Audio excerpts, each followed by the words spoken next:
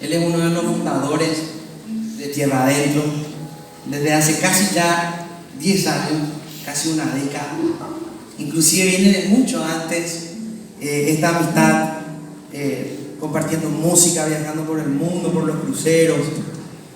Y realmente tenerlo aquí con nosotros esta noche, para nosotros es motivo de muchísima felicidad y de muchísima gratitud, porque quiero presentarles al único, al comandante, al maestro de las 36 cuerdas del arpa. Con todos ustedes, con un fuerte aplauso, le recibimos a Rolando Cristaldo.